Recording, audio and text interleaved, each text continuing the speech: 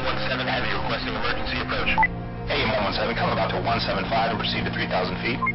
Roger that, LAX. We're not going to be able to make that approach. We're having trouble maintaining altitude.